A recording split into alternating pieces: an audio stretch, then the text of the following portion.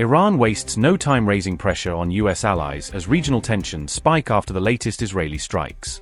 Missile alerts trigger fresh anxiety across Saudi Arabia, putting the Gulf on edge amid fears of escalation.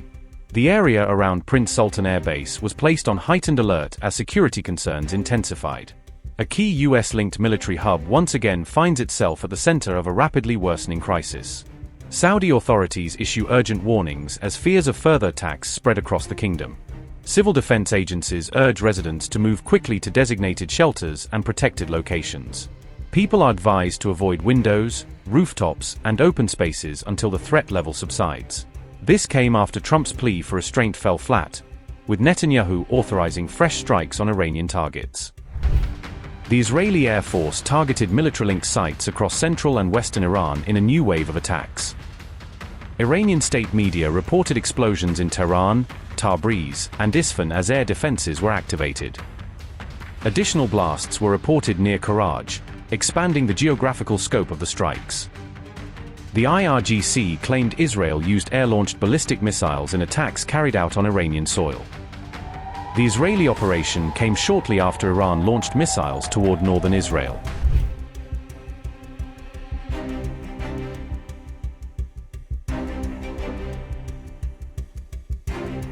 Not just Iran, Yemen's Houthis also enter the spotlight as Israel faces threats from multiple fronts.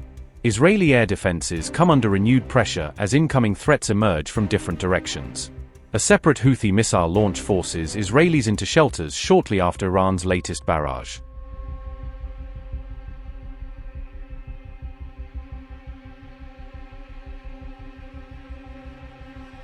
Confusion deepens after reports of explosions near a US military facility in Saudi Arabia. Tehran rejects responsibility, insisting it had no role in any incident inside Saudi territory. Iran's denial fuels speculation and competing narratives as regional tensions continue to spiral. A short while ago, the Iranian terror regime launched missiles towards the territory of the State of Israel. We have prepared for this. The IDF is strongly prepared on the defense and on the offense. The Iranian terror regime had made a grave mistake when, yet again, it chose terror. The regime is trying to create a new equation when it carries out direct fire into our territory in response to IDF attacks in the Dahiyah. We will not allow it. We attacked in the Dahiyah following the non-stop Hezbollah fire towards northern Israeli communities. The IDF will continue to operate across all of Lebanon and will deepen the hit to the Hezbollah terror organization. We will not allow fire toward the citizens of the State of Israel to continue. We are prepared for the possibility of further firing towards us. Our defense systems are excellent, but the protection is not hermetic. Continue to behave responsibly and calmly as you did so far. We are experienced. Iran's moment of truth may be approaching as Trump issues a fresh warning over the future of negotiations. Because what I'm seeing from the Democrats, they're going to have some problems. And by the way, if they don't, if they win, this country is finished. We're in trouble. So I hate to say that you have no choice, but I don't think you have much of a choice. These are some very sick puppies that I'm looking at that are running for office. And on the other side, I call them the Democrats, D-U-M. You take out the B. A lot of people don't know dumb has a B. You take out the B, and you change the E, you put the U, and you have a Democrat. But their policy is just outstandingly bad, and it's really bad for the farmer because we were having record stuff, and then we had to put out a fire. We had to extinguish a nuclear weapon, a capable nuclear. This was going to be a very capable country that was going to have a massive nuclear presence, and we weren't going to let that happen. Nobody wanted that to happen, and we've largely finished that, you'll see. One way or the other is finished. It's either finished with a piece of paper or finished a more difficult way, although you could say a much easier way. As you know, with Iran, they have no Navy. 159 ships in 4 days. Even Ken is impressed by that. 4 days, 159 ships at the bottom of the sea.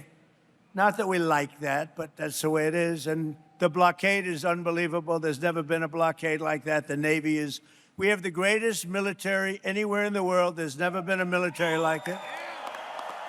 And that's why the midterms are coming up. And I hope you people are really spiritized, because we're at a point, we're going to come out of Iran very quickly, and it's going to be very strong, one way or the other, whether it's a piece of paper or the very tough way, okay? The very tough way is maybe the easier way, but we're going to come out, and your fertilizer prices are going to go way down, just like they were 4 months ago. Your fertilizer's down, your energy's down, your oil, your gas is all coming way down.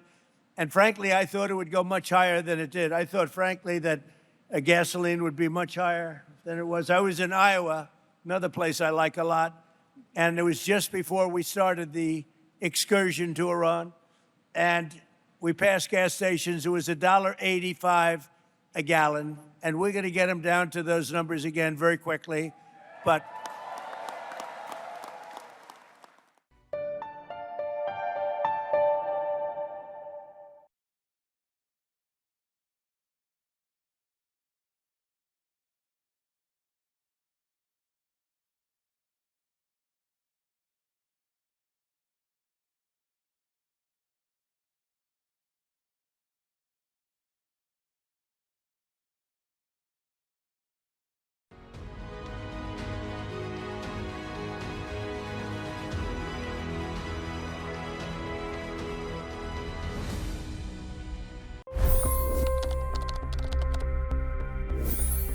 $25 crore गरीब गरीबी को परास्त करके बाहर निकले।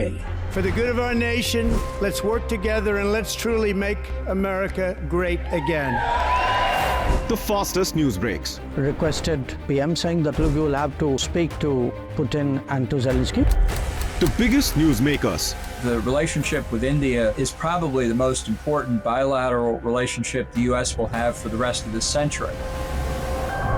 The capital delivered quite an election result today.